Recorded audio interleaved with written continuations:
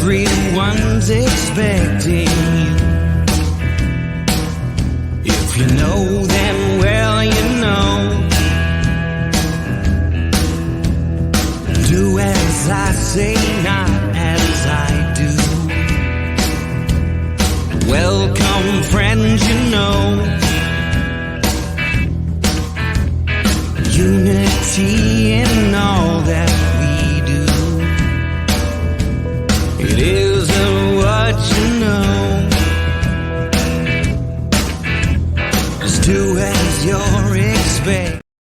Operation Encore is a 501c nonprofit that is helping veterans turn into rock stars every single day. You can learn more about what Operation Encore is doing by going over to their website at www.operationencore.org. That is www.operationencore.org. If you can give them a hand, just click that little donate button or follow all of their social medias and learn exactly what they are doing to change the lives of our veterans every single day. And welcome everybody to Spirits and Stories. I'm your host, Donald Dunn. Hey, today I have got a guest that we had to reschedule a few months ago, and now we're finally getting to do this. This is going to be an excellent episode, especially for our veteran community. So let me introduce Gary Simons. Gary Simons is a brain surgeon who has cared for tens of thousands of critically ill patients. He started his career in the Army at Walter Reed and was the chief of neurosurgery at a university hospital for many years. He now teaches a number of subjects to undergraduates and medical students at Virginia Tech. He has written 3 nonfiction books on burnout and wellness and has recently published a medical psychological thriller with a paranormal twist entitled Death's Pale Flag. He also writes blog posts for Psychology Today Online and has 3 more novels in progress. Let's bring on Gary Simons. Hey, how's it going? Oh, it's going great. Thanks so much for having me, Donald. It's a true pleasure. I appreciate it, man. I've been looking forward to this. But before we get into the questions and everything that into your career, let's back up just a little bit and give everybody that idea of where you came from and what brought you to the military. Oh, geez, that's that one goes deep. But I originally born and raised in New Jersey, but my mother was British, and she grew up. She was a teenager and in her 20s during World War II, and my father was in the Navy in World War II, and they met shortly after the war. I'm not going to go so deep for you, so you don't have to worry.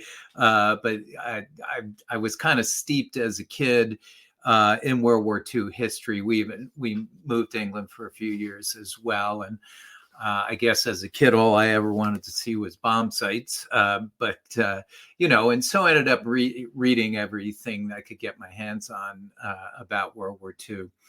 And as I got older, I have 2 sisters.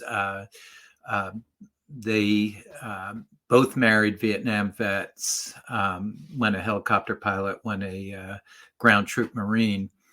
And so I guess that, the military was always out there as, being around.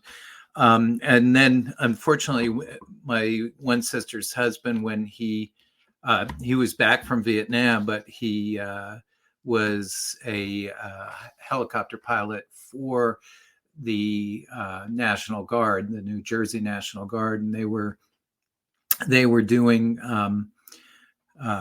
runs up at Camp Drum, and their helicopter crashed, and so he was killed. And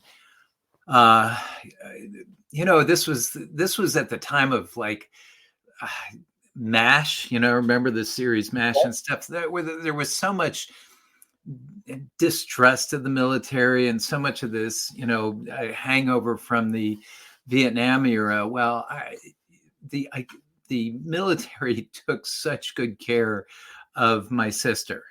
They sent representatives out, and at first we were seeing them as oh, they're going to try to bilk my sister, and it was the complete opposite. They did everything they could to support her. She had at the time, a 3-year-old and a 6-month-old when this happened.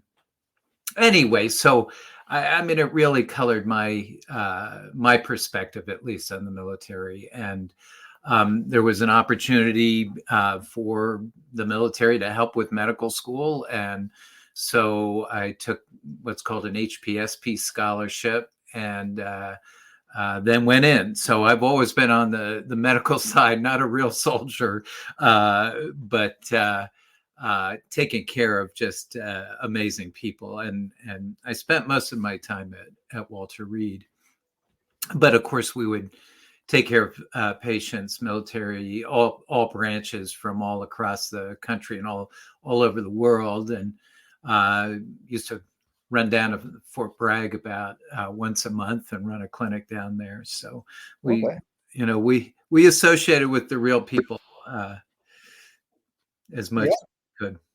Well, I'm going to tell you, first and foremost, I consider anybody who signed that, put their name on that line, as real soldiers, from our National Guard guys to the active duty infantry. It doesn't matter. We all play our role, and you played a very important role in changing the lives of a lot of people. So not everybody's on that front line holding a rifle. Some are holding a scalpel. So it's important. For me, I held a wrench, so I can relate. But I think it is important that we honor all of our veterans, not just the guys on the front line, because we all paid a price. So let me ask you a question. When you got into Walter Reed in the medical field, did you come in as a surgeon, or did you start out as a doctor and just work your way up, or how did that come about? Yeah, so I entered as a reservist in medical school. Mm-hmm. And when you start your training after medical school, so being a neurosurgeon, it takes 7 years of training after medical school. And I did that at Walter Reed. And you come in as a reservist, you're a second lieutenant. As soon as you come in, you're a captain. Mm-hmm. And so you are now on active duty, the minute you step in. And again, a much easier life than most people, I'm sure, on active duty, although we paid our price in terms of hours and lost sleep. We in those days, residency was about 110 hours a week in the hospital. We were up every third night, maybe every other night. And when I mean up, I mean zero sleep every third night or every other night. So it's a different test of your mettle. Nobody's shooting at me, but it definitely had its grueling nature to it. Yeah. So, I mean, I just try to picture doing what you do, because I there's no way I could do it. No way. I could sooner probably hold a rifle and be on the front lines than I could do what you do. Just the brain is so fascinating, and I do strongly believe there's still so much out there that we don't know about it. But what was an average day for you like? I mean, was it like occasionally doing surgeries, or was it just like back to back? Because I'm not sure what era you were in Walter Reed for. So most of my time in the military was relatively peaceful. Desert Storm hit when I was what's called a chief resident. That's the last year of your residency. But of course, I mean, there weren't a lot of casualties. The grand majority of casualties that were seen, the American casualties were car accidents. There wasn't a lot of military wounds. So it was more kind of the standard exposure in to the things that happen to people that require neurosurgery. And when you're, when the military medical system is caring for millions of people, because at least in those days, we cared for all active duty, all retirees, and all dependents. You have a very busy time. So Yeah. the typical day is you get in at the crack of dawn, usually, somewhere in the 6 o'clock range or earlier, because you got to go check on the sick patients, the people who are in ICUs and that sort of thing. And then often surgery gets off the ground somewhere in the 7 to 7:30 range. And you might do anywhere from 2 to 5 operations, depending on the length of the operations and what needs to be done and what's coming in. And in between, you kind of running about all day. There really is no downtime. You kind of get your food out of a machine and then keep running from one thing to another. And the thing about neurosurgery is there's always a disaster. It's as you're pointing out, it's an incredibly important and complex organ that we deal with, and it gets into trouble fast. So when things go downhill, they go downhill, precipitously. And so when you have enough patients, and we, like at Reed, I don't know, we'd have 100 plus patients on our service. And people would be getting sick periodically, and one disaster after another. Now, the thing that we didn't do a lot of at Reed was emergencies coming in, if you will. So after I left, I worked at trauma centers. And they have the helicopters coming in. It just feels like every other minute. Wow. Coming in with car accidents and various types of trauma and hemorrhages in the brain and stuff. And the thing about Reed is we didn't have a base right around us. It's not situated in a base, and therefore stuff was always somewhat delayed getting to us. But it was usually big, nasty, complex stuff that ended up at Reed. So what you traded off for that kind of emergency stuff, you got with very sick patients, very injured or very sick patients. Yeah, I mean, I just can't imagine listening to this how how hard it is, because the lifestyle that you're forced to live is like the exact opposite what you would recommend to a patient. Don't get out of a machine, get 8 hours of sleep. You're staying up 24 hours every 3 days, eating out of a machine, and I understand why. I mean, I do. It's just, man, it seems like it takes such a toll on your body physically. And then I can imagine, losing a patient or something, how mentally that can be challenging as well, especially with your body already being kind of worn down from the standard week. So, man, my hat's off to you. That's a tall task to ask. I think you make excellent points there, Donald, because I mean, as you had mentioned in the intro, I eventually got interested in burnout, particularly in healthcare workers. We started with neurosurgeons, but then kind of broadened it to all healthcare workers, and really investigated a lot and did a lot of work and writing on it. But you're absolutely right. It's everything we did was probably the antithesis of what we're supposed to be doing in taking care of ourselves. And that connection between mind and body, I think, is also absolutely critical. I mean, we were just basically sacrificing our bodies, to the specialty, and you have to, and it's not as hard as it sounds. I have no doubt that you could do a wonderful job in it, because it's one of those things that once you're in it, you don't even really think about it. You just do it, right? The problems are there, you address them, and time goes by. Yeah. I mean, and the good positive side of that too is when you're that busy, like you just said, you kind of don't think about how tired you are. It's just the time's flying by, and you're occupied doing what you're trained to do. You're talking about the brain, and one of the things that I want to get into, because we always hear a lot about PTSD, but we don't hear a whole lot about TBI, unless you're talking to somebody that's been diagnosed, and then maybe they can tell you a little bit about it. But in generally, when you're talking to a civilian and you say the word veteran, they automatically assume PTSD. But there's a lot of effects from TBI. Can you talk a little bit about what TBI does to the brain? Sure. It's, my answers will probably be fairly general because there's a big depends on it. There's a big depends, and that is, it depends on the actual injury. There are many different types of brain injuries that can occur. Certainly, during the second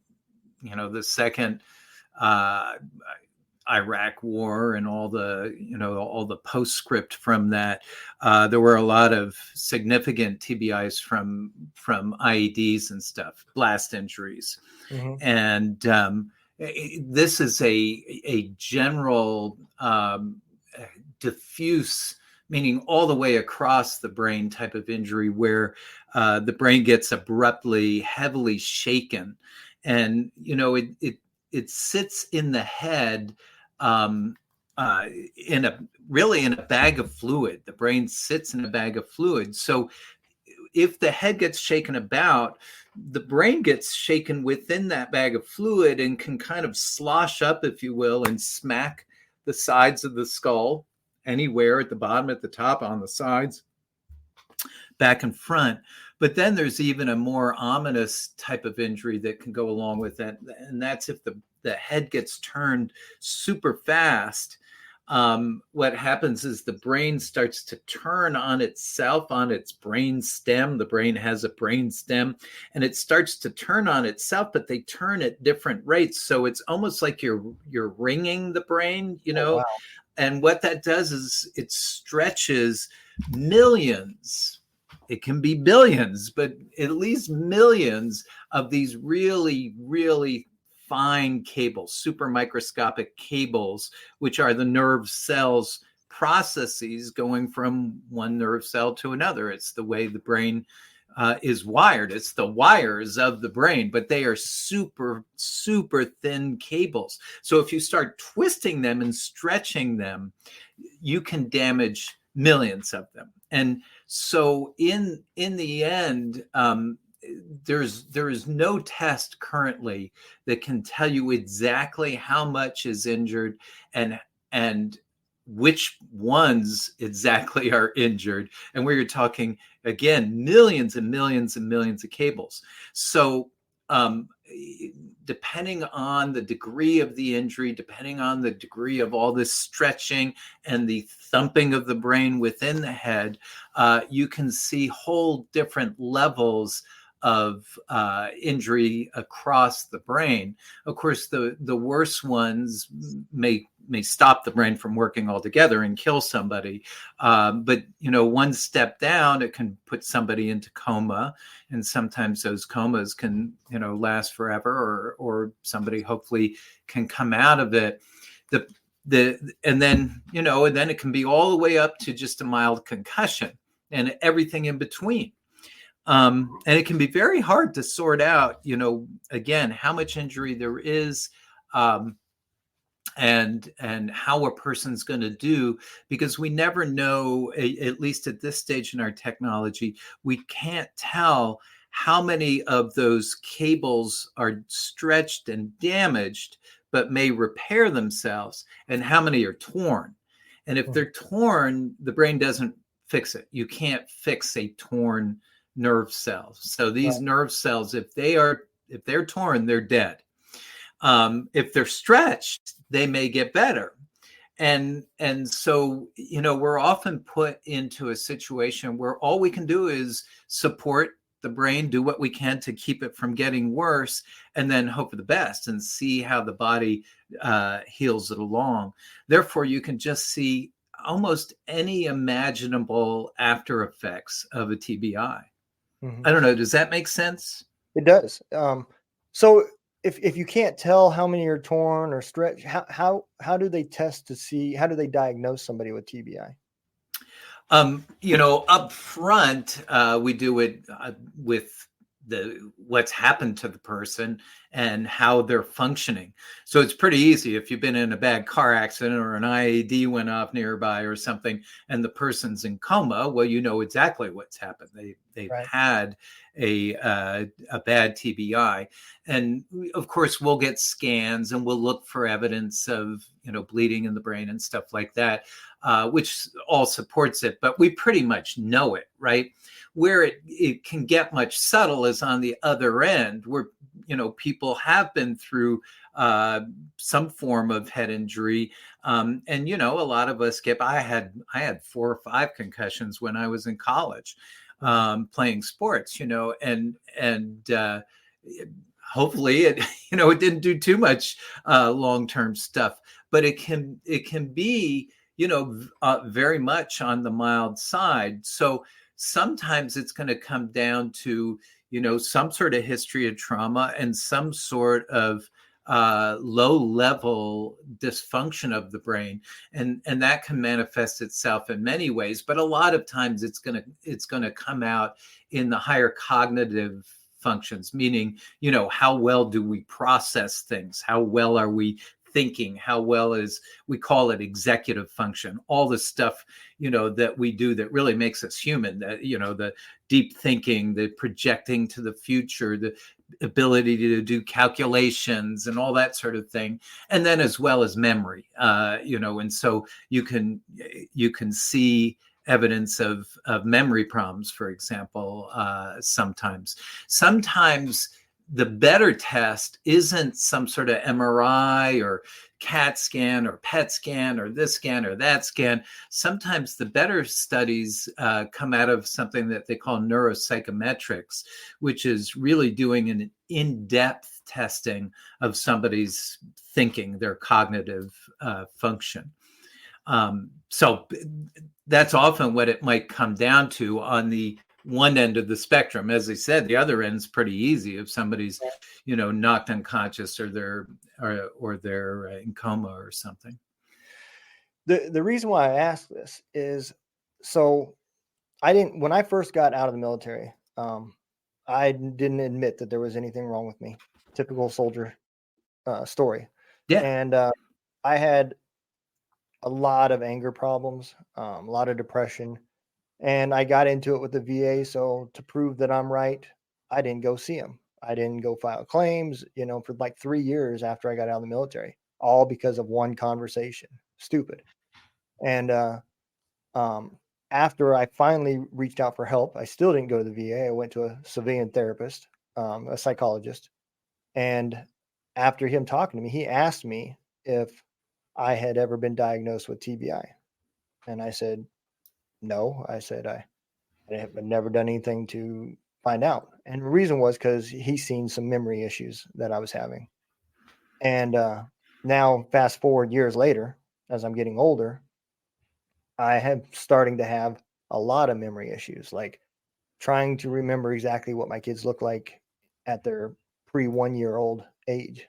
You know, I don't exactly remember those. I don't remember their favorite shows. I don't remember a lot of things about those. Um, in my stories when I'm deploying, sometimes I tell a story like I remembered it exactly, and then after that, I start thinking about it. I was like, was that Afghanistan or was that Iraq? Mm-hmm. You know, and I really struggle with those memories, and it's made the book that I'm writing really, really tough because sometimes I just have to stop and spend a day or two thinking about it and trying to figure out where that story really did happen at. Well, Um, just one thing, you make another great point that I left out, and that is emotions, not just memory, not just cognitive function, but emotional control and emotional, just our emotional beings can be knocked off kilter. yeah, and I think back to, so I played football all through high school, Mm-hmm. from I mean, from middle school all the way up. And then I came in the Army and I started boxing. And I loved it, you know. And yes, I've been knocked unconscious and I'm sure I've had some concussions. And I definitely, after each match, you know, you have whiplash from your head getting snapped back and everything else. And I did it for several years. I loved it. You know, and there was, like I said, there was times that I didn't remember what had happened. If my wife hadn't been videotaping, I wouldn't have realized what knocked me out, you know. But not just that, but then you fast forward later to after 9/11, and you know, I mean, I've been within 75 yards of rockets hitting generators and stuff like that. Tons of IEDs and just bombs and mortars and everything. So it kind of started making me wonder if, you know, TBI isn't part of the issue, you know. But then I'm also on antidepressants and other things, and I know some of those side effects can also be cognitive issues. So I'm just now getting that point where I'm trying to get off the big pharma meds, and you know, I've done a lot of work with my temper. That's, you know, that's for sure. That group therapy that I found helped me tremendously with at least controlling my emotions. I'm not going to say that they're completely, you know, that I don't get mad anymore over stupid stuff.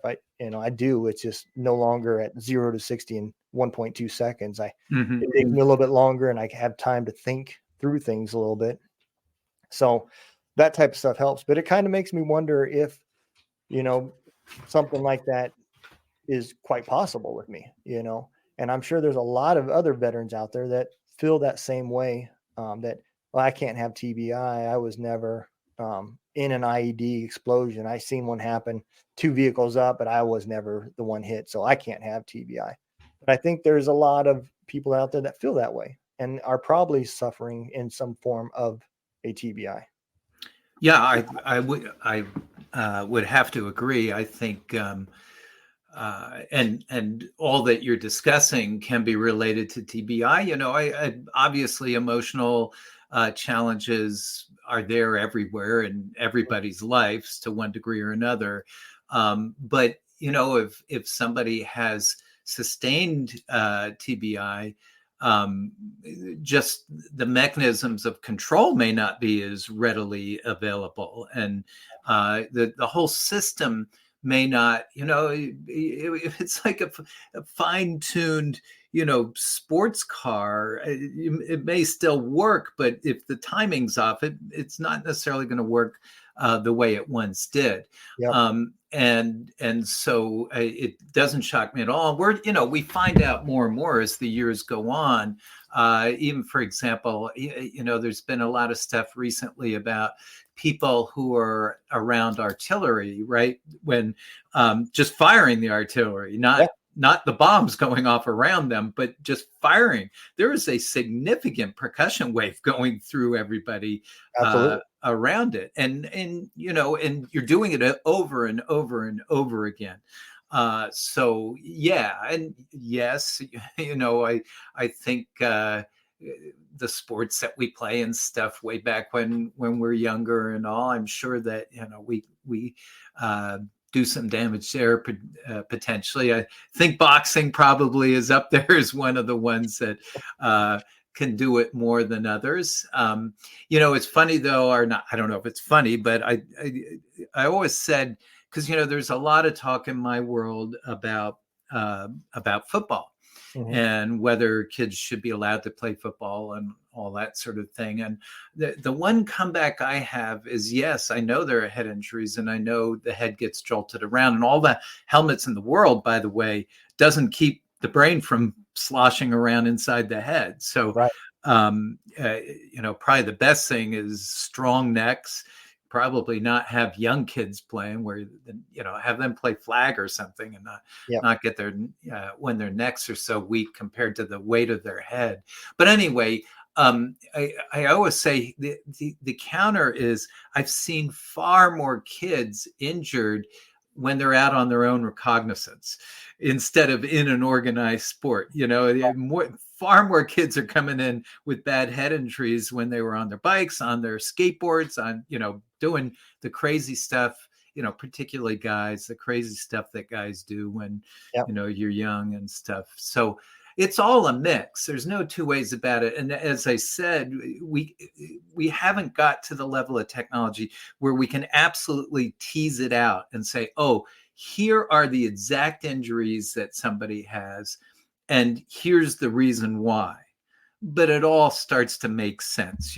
People who are in a combat zone, they're getting subjected to a lot more than the classic, right next to you explosion. Yep. No, absolutely. I completely agree. And I agree as well. I'm a huge football fan. I mean, I love football. But I do agree, especially in the ages where children are, where it's crucial for them to be learning and everything else. I don't think they should be playing tackle football. I think the years should be more focused on the fundamentals of how to tackle appropriately without hurting yourself or hurting the other person, and instilling those things. You see it in the NFL right now. I mean, they're changing everything about Yeah. how you land on people, how you tackle, and we need everybody to follow suit all the way down to the Pop Warner levels of teaching these fundamentals, because right now the players are coming out of college and then having to adjust particularly to that new style of tackling. And now they have to rewire their whole brain. You've seen it the first year of the NFL when they implemented it. Nobody had that control to stop. By that time it's muscle memory. Yeah. And so, but I do agree with those rules. A lot of football players don't, but I do agree with that targeting penalties, and you should not be leading with your helmet, and no helmet to helmet contact. And I do agree with all that stuff, because, as much as regardless of what they make and how the sport is, I don't want to see anybody end up like boxers do years down the road from their careers. Yeah, no, I completely agree. A bunch of my friends are involved in the whole pro football, management of head injury and trying to get it all reduced. And hopefully, again, part of it too is the refs have to, the refs have to control it. Yep. And you can make it, I guess, relatively safe in the end. Yeah. One of the questions that's still out there, I guess, is the linemen, because they're not necessarily getting these big hits, but every snap there's a lot of thumping of heads going on. Not concussive, not to the point where they're knocked out or anything, but what people are trying to figure out is whether so many just light smacks are going to result in long-term problems as well. I kind of relate that same thing to in boxing, a jab. It's not super powerful, but there's a lot of them thrown throughout the match. And exactly. They're all landing somewhat. Your head's still getting bobbed back, just not full force, but it's repetitive. So that does make perfect sense too. And I would imagine it would have some sort of effect. There's no way it can't have any effect. It has to affect something. I agree. I mean, I'm much more a soccer player, and but they're even talking about heading the ball in soccer, and part of me is like, that's nonsense. One of my old coaches used to wait till these cold, rainy days, and he used to be a goalie in college, and he would take the heaviest, wettest leather ball and punt it 50 yards, and then two of us would have to fight to head it. And when that thing came down, it's so I can still feel it coming down on my head. Absolutely. But so and so we get back to that thing though, is nothing in life is risk free, and you make your choices, and just hopefully we keep it within some common sense. And again, I've seen far more young people, teenagers, early 20s ruined by cars than anything else. Absolutely, by far. Well, that would make perfect sense, because America does the whole driving thing completely backwards. When you're in the UK, I don't know if England's the same way as Germany, But in Germany, you can drink before you can drive. And, you're talking now a 21, 22-year-old is the average age before they get their driver's license, Mhm. and they may have been drinking since they were 17, 18. And so when they do get their license, the drinking is no longer the big deal. I got to go do it, because they've been doing it. And but driving is now the big deal. And because it took so long to get their license, and their laws are so strict that once you lose it, it's done. Have a nice day. You're never getting it again. Um, it's more managed. Well, for us, you got that 18-year-old, 17-year-old that's driving, and they want to do burnouts. They want to drive fast. I know because I was that guy. Yeah, me too. You know? And then we can turn 21 and we can drink, but now driving has become the everyday thing. I can drink and then go get in the car and drive. I don't even have to think about driving. My body just does it. And I think we do it backwards, and that probably leads to a lot of the accidents that you're talking about and seeing. It's just a young kid who, what's it, 25 on average is before a male becomes, really mature and starts thinking through things. But which is another reason why you don't get a discount on your insurance till you're Right. 25. Yeah, But and not to mention there in Europe, they can walk to the bar, the pub yeah, or whatever, and they don't even have to get in their car to drive, yep, to go have a drink.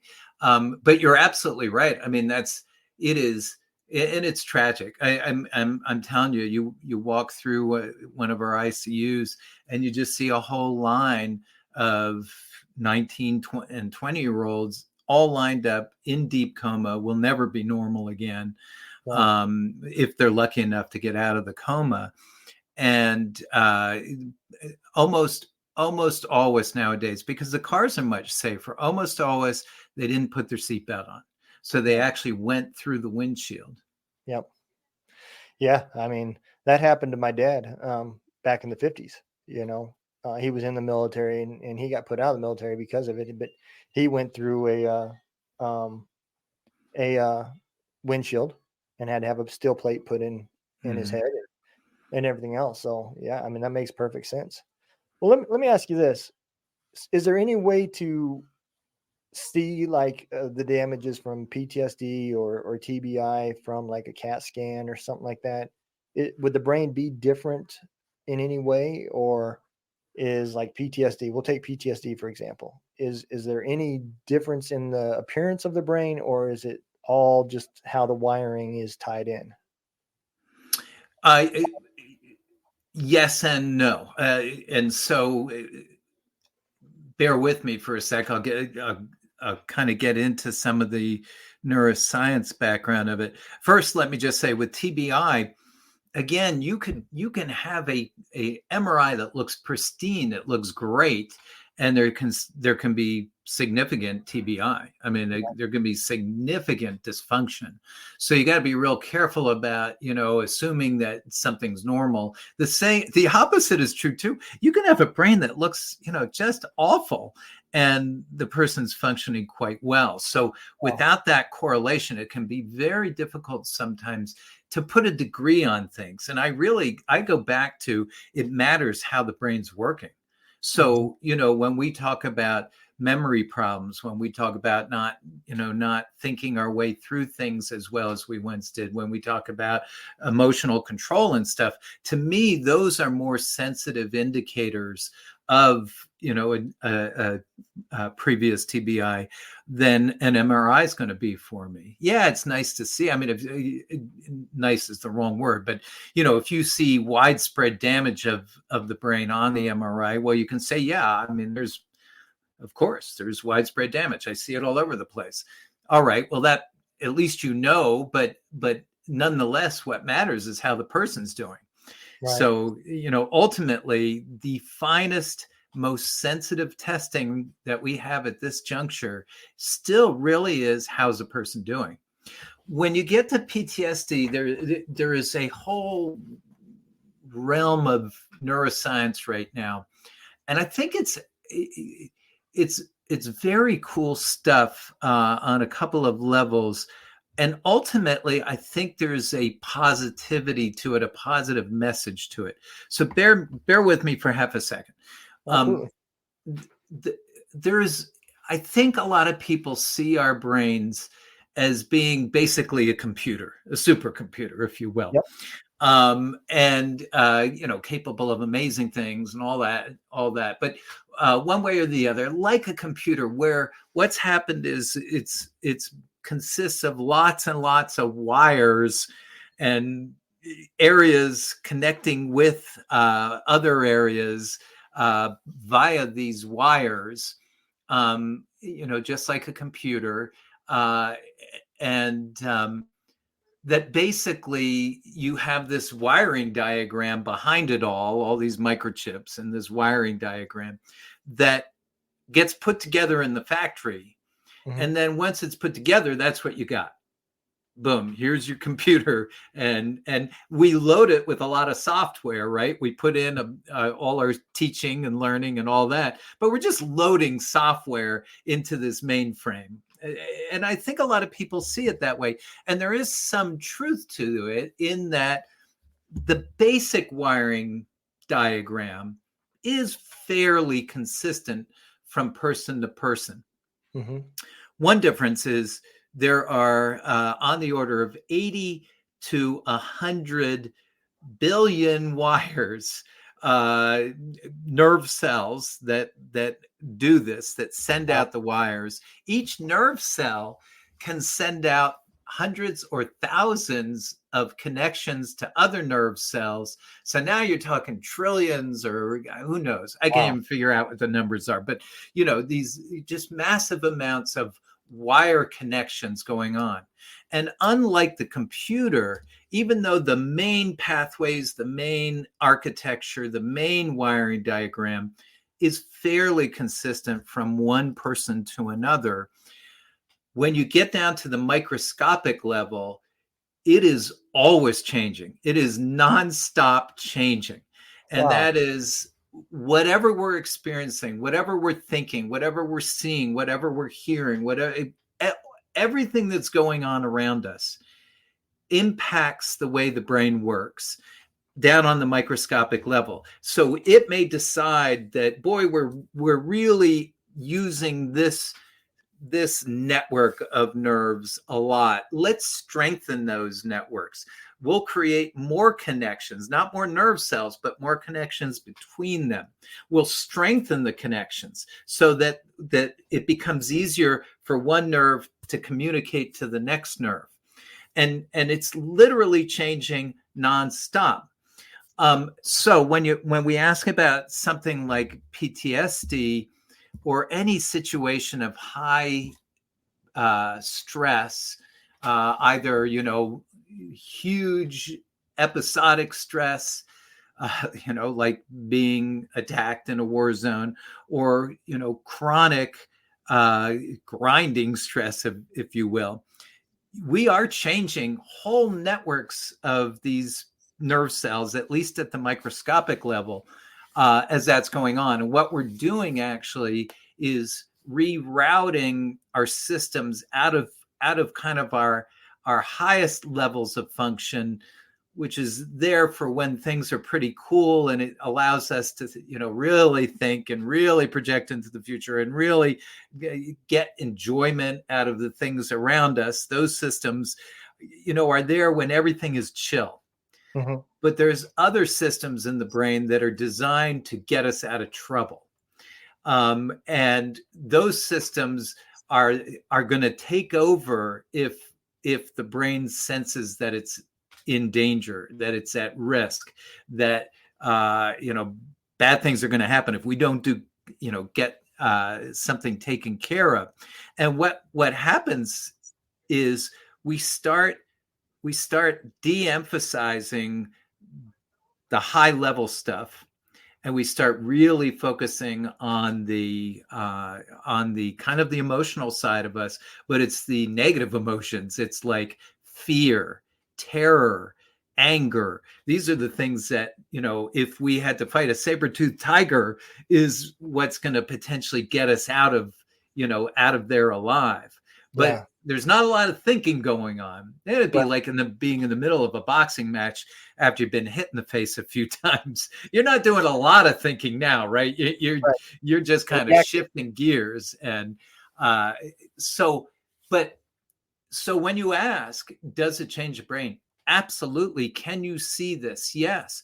Even though this is very microscopic where this is going on, if it goes on enough and if it's bad enough, regions of the brain literally either shrink, which would be the areas that are working at the prime when everything is chill, and other areas of the brain actually grow. So there's an area called the amygdala, for example, and the amygdala is in charge of attaching big emotions with all our experiences and all our memories and all our experiences, particularly fear and anger. And if we've been subjected to, major league stress, the amygdala gets bigger. It literally gets bigger, and you can see more connections in it and stuff. Whereas the things that connect out to our memories often are downgraded. And certainly the areas that connect up to our high orders of thinking gets downgraded. And it can be a true physical change that we're seeing, representing what's going on way down on the microscopic level. Right. So now, is that directly correlatable? Is it measurable where you can say, oh, you've got this much change in your brain, therefore you have this much PTSD? Absolutely not. Right. We don't have anything like that. Well, I guess that makes sense why you don't see a lot of testing, because the whole time I've gone through the VA and on the civilian side, I've never had anybody say, well, we need to do a CAT scan and look at your brain. It's all been a lot of questionnaires and cognitive type things, I guess. So I guess that all does make sense. Why? Because those are the better indicators than any imaging that you're going to get. I guess Exactly. the imaging is just going to be a secondary confirmation if they see anything at all. Right. So, If they see something, they can say, oh, okay, we see something. But what does that mean? right. What matters is how are you functioning? How are you doing? And Absolutely. it's not like they can, related to PTSD or related to TBI, it's not like they can see something, usually at least, and say, oh, let's go fix that. It doesn't work that way. So Right. again, by far the most sensitive indicators that we have, the most sensitive testing that we have, are all these cognitive, emotional evaluations and that sort of thing, memory evaluations. Well, that makes sense. It's sad because, I do feel that there's probably a lot of, like we said earlier, a lot of people out there, not just veterans, but there's probably a lot of people in general that are suffering from this. And, there for a while, I just kind of blew it off as I'm getting older, memory's getting worse. I got, what they call it? CRS, can't remember shit. You know, I just kind Well, of chalked it how off. old are you, Donald? How old are you? I'm 49. Well, just wait. Give it another 20 years, buddy. Well, what I've learned so far is, since we all started out pretty much the same, I believe my brain was created on a Friday before a 4-day holiday. The guy wanted to get off early, man. So one other thing though, okay, the flip side of what I was talking about is that we can change our brain for the better. Mm-hmm. And it sounds a little, I don't know, Pollyanna-ish, or it sounds a little psychobabble-ish or something. But the reality is, if the brain can shift to this kind of more negative side and shrink some of the more positive things, it can also go the other direction. And therefore, just like you're telling me, these group sessions and all, that's the type of thing that potentially is downgrading all that fight or flight stuff, which is, what we commonly call that negative side of us, and upgrading the cognitive sides. So you are basically grooving the the better neuronal systems, the ones that you really want to be working, and you may find that it actually starts to improve because you're strengthening those networks in your brain.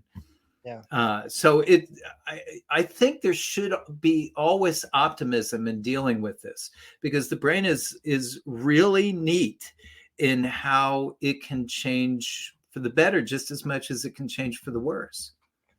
Yeah, I do agree, and kind of goes along with what we said at the beginning. I think there's so much more about the brain that we just don't know, um, because of now that I know why. I mean, we're talking trillions of cells that we probably can't even see Oh no, yeah. or even figure out. So and we'll save this question for another show down the road. But it kind of makes me wonder if something like stem cells, if there's any play that could help something like that. But we'll save that for another show. But it's got me thinking about that.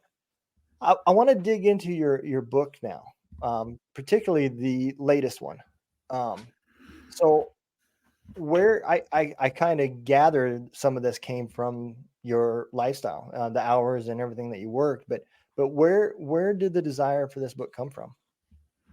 Yeah, thanks for asking. So originally it was going to be nonfiction. I mean, that's my whole world was nonfiction, right? You're always writing something, Yep. one way or the other. Um, and through the years, I used to think, geez, this is a crazy world I inhabit. I mean, it's just, Yeah. what we do and what we see is crazy. Yeah. And I don't know how many people really know it or have any sense of it. And I can't even watch a medical show because it is just so off. Yeah. It's just nowhere even close. So I just always wanted to kind of get out there one way or the other a little bit about that world. One, just to see what it feels like and see what is being done and what can be done, and some of the stories of the patients. On another level too, I always wanted. If you ask me kind of what was the main driver in being in the field, uh, by far the thing that inspired me the most was the patients and their families. I mean, you want to talk about bravery and courageousness under terrible situations. And I always use the term grace. They're just so full of grace all the time under just horrendous circumstances. It was super inspiring. So I wanted to figure out, how do I get that on paper as well? Anyway, I started writing a nonfiction account of it all, and I was just like, this is just too boring. People aren't even going to bother. So then I wanted to wrap it up, into a story that may hopefully get people to keep turning the pages, get some of those points across, as well as maybe hopefully have a good scare, if you will. And so I wrapped it up into a somewhat paranormal story. I think that is perfect because we use the word paranormal, but I think really what paranormal should mean is just we don't understand. Um, Sure. and so I am a believer in things like psychic abilities and stuff like that. I Obviously there's some truth to it because there's been several government programs that use what they call remote viewing and stuff like that. And we're not the only country that does it or attempts to do it. Um, but I think all of those come from parts of that brain that we don't know about, that just some people had the ability or managed to be able to tap into it, and that's one of those things that where people are different. My wife can wiggle her nose and I can't. So, you know, those are different muscles. And my brain was made on a Friday. So, but, um, I think it is neat the way that you did this. I think it's important. Me personally, I'm struggling with my nonfiction book, but I really enjoy writing my fiction book Yeah. because I can put myself in these characters and I can almost see what they're seeing. And if I'm not feeling that, I just quit writing. Um, and as long as I'm feeling that, I keep writing. So there's no time frame. I don't have any limits. It's just when my mind allows me to get in that state where I can picture the conversations, and then I keep doing it. So I do like that side of the book. When you wrote this one compared to some of your nonfiction, um, which one was easier for you? Oh yeah. I mean, I guess you can. It goes one of a couple ways. I completely agree with you. So when I'm writing something nonfiction, I feel like I'm back in high school, and Yeah. I'm doing a book report, and Yep. I'm just like, God, get me through this next. On the other hand, it's really easy because if you know what you're writing about, you can get it done. It's just getting past the inertia of it being a book report. So with writing fiction, exactly what you said. It felt so liberating, Yeah. and it's like you can you can make up anything. The problem that I had with it is I couldn't I I couldn't stop. It just kept pouring out all over the place, Yep. and it got too long, too complex, too many characters, too many side stories. It was 2.5 times the length that it is now, because there's just so much crap that I dropped in it. So it ended up more work because I had to do all sorts of rewriting and editing and cutting it down and all that sort of thing. But when I sit down and write fiction, I'll look up and 6 hours have passed and I go, God, I haven't even moved. Yeah. It is a joy to do. Yep. No, I completely agree. And the problem I find with my nonfiction books is I will start writing, and then halfway through it, I forget that the people I'm writing to don't know what I was like when I lived in Germany or what the areas was like. And I start skipping a lot of the details and just trying to go to the meat and potatoes. And then you get done with that chapter and you're like, oh, awesome. It was 1,200 words. Great. You know, so then you have to go back, and that instantly tells me I've left out a bunch of details that are not going to, now the story's not going to make any sense to anybody because they weren't with me when I was there. And so I have to then go back and piece those pieces together. This particular book that I'm talking about, I originally wrote it for my wife and kids. Um, my wife was with me from seventh grade. Summer of seventh grade, we started dating, and we got Wow. married right out of high school. She's been with me through the whole military career. We're still married today, 29 years this July. Congrats. And so they knew me. My wife knew me the pre-military. My kids knew me the early military, and their more critical years, their pubic years, is when I was starting to struggle. And I never talked about anything at home. Sometimes my son would ask me and I'd just shake it off and just give him a blah answer and go about my day. My wife knew there was problems, but I didn't tell her either. She, for like several years, she quit sleeping in the same bed with me because she was waking up with bruises on her forehead where I guess I'd be throwing my arms and she'd get hit. And, she said I'd be screaming at night and stuff like that. And, I would get up and be sitting on the edge of the bed trying just to catch myself for a minute. And she would ask me, "What's wrong?" I just tell her, "Bad dream."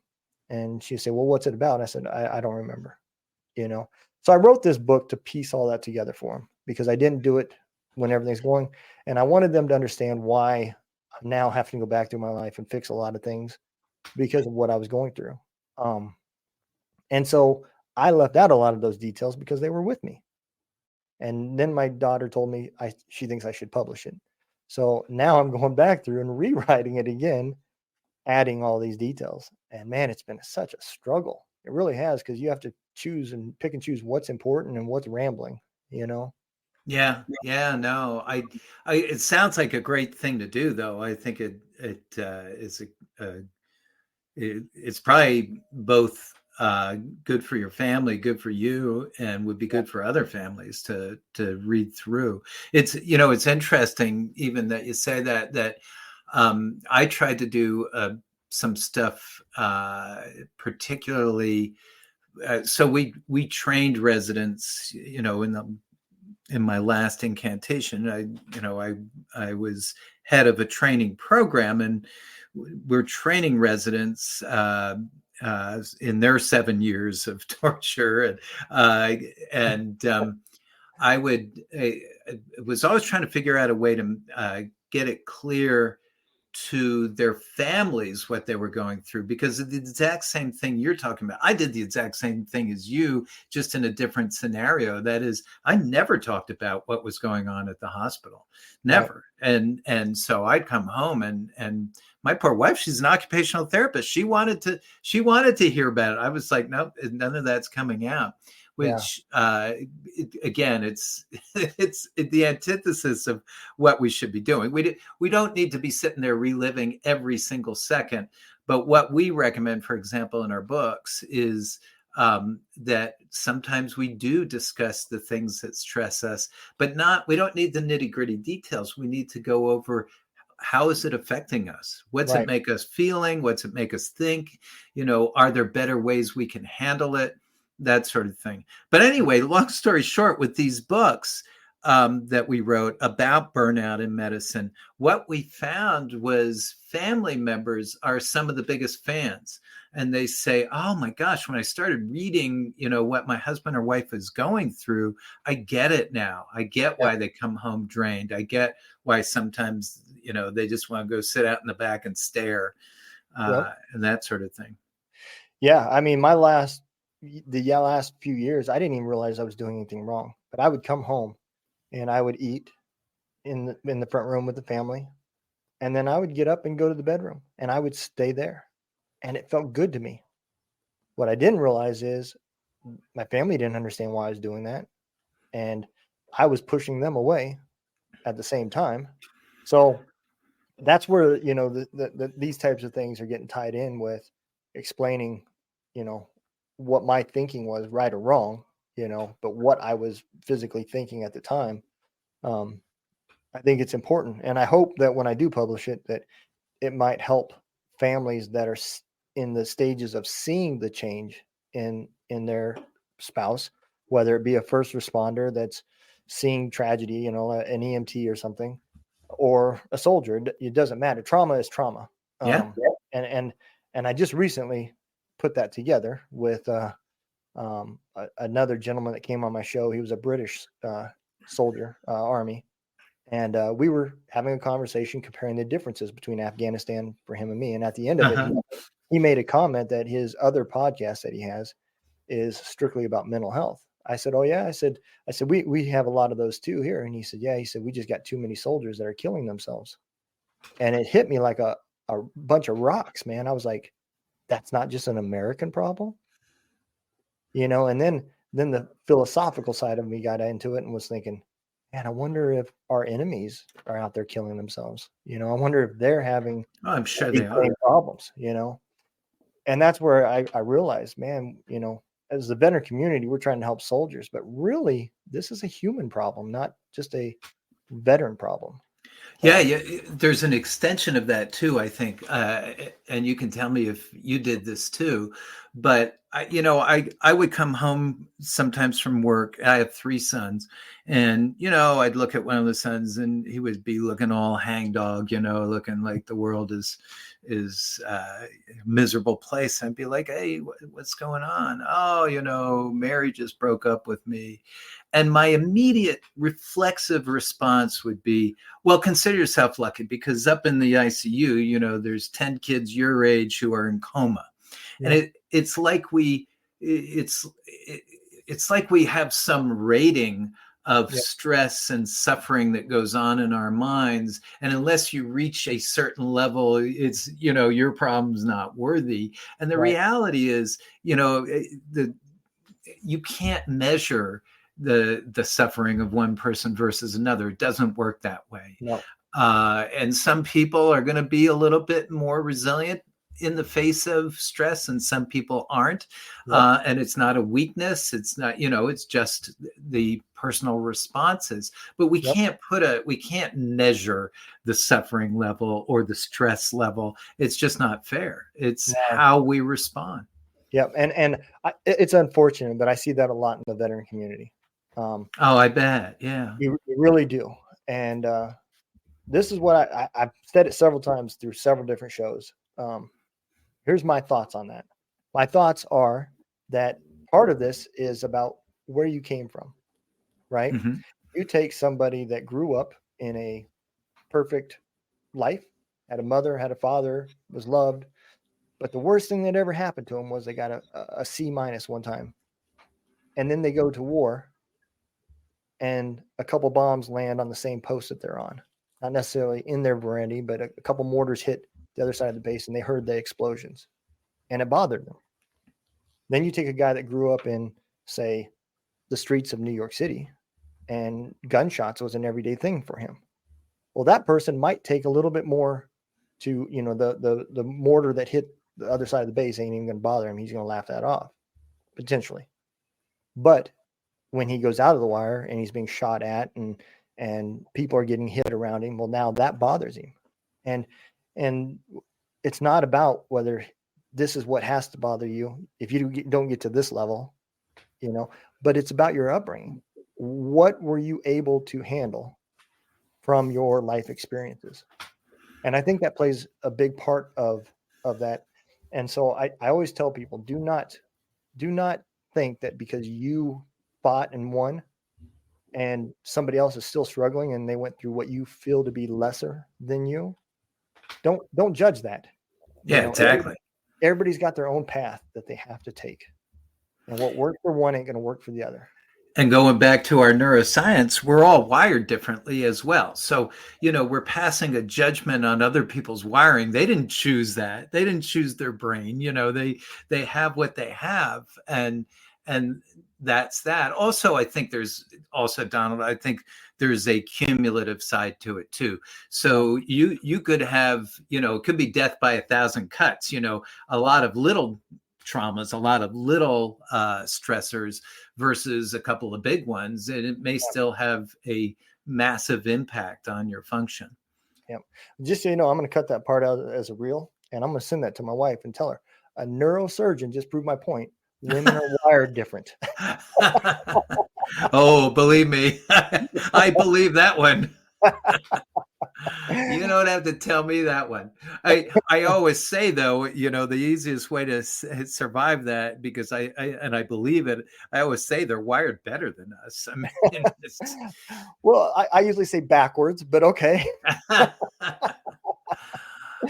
don't know. I always say, to our discussion here, I always say that women are superior in virtually everything other than a male's ability to injure or harm another human being. I think that's kind of hardwired into us to one degree or another. No, absolutely, I agree. Well, I appreciate you coming on. I'm going to bring you forward, give you a chance to tell everybody about. I know I've had your link going at the bottom, but if there's any other places that you would like people to come and visit, if you want to tell them a little bit more about your book, I'm going to give you that opportunity to plug yourself, and then we'll throw the exit video out, and we'll wrap it all up. Well, this has been a total delight. So thank you so much. Yeah, I don't think, all we need is my website down there. It's just my name.com. And on that, I have a bunch of books and a bunch of writing and all that sort of stuff. I even put some pictures, but really what I'm trying to get at is this sort of thing, having this sort of conversation with as many people as I can. There's so many things out there that we all can help each other out with on multiple levels, certainly on the stress levels and helping each other through hard times, but also in sharing the good stuff with each other and learning from each other. So that's really all I want. I encourage people to check it out and find a way to shoot the breeze with me. There are multiple ways to connect with me. So it's there on the website. So thanks. That is awesome. And I love what you just said there, because there is so many different ways that we need to unite and start getting to know our neighbors again and knowing their names and all those types of things. So I'm glad you said that, because that is so important to hear. Well, I think the type of work that you're doing is absolutely pushing that in the right direction. So thank you and congratulations for doing it. I appreciate it. And it's my pleasure, man. It's been therapy for myself. So I'm kind of greedy. So, well, I'm going to put you back in the green room, and then I'm going to throw my little exit out, and then I'll be with you in just a minute. All right, sir. Thanks again for coming on. Thank you. Wow, man, that was a very good conversation. A lot of things that I didn't know. I always kind of wondered why, you know, we never had any exams, no CAT scans or nothing. And they said, "Oh yeah, you've got it." No, you don't. And now I do. Now I've learned, and I hope a lot of you guys out there learn that maybe you might want to get checked if there's some questions that you have. You know, for myself, it's memory and a few other things that I struggle with, sometimes word choice. And I think it's important that we learn ourselves, to know ourselves, and know when something's wrong. So make sure that you are talking to the doctors, discuss it with other friends, family members, whatever. And I hope you take something from this video. I hope you guys go to his website, check out his books. They sound very fascinating. I will be ordering a few of his as well, because I love having the books from the guests on my back shelf that's behind me. And I think it's amazing what veterans do. You know, the will for us to succeed is always amazing. So, like I always say, I hope you guys have a great day. Don't let the day kick your ass, kick its ass. Y'all take care. We will see you next week.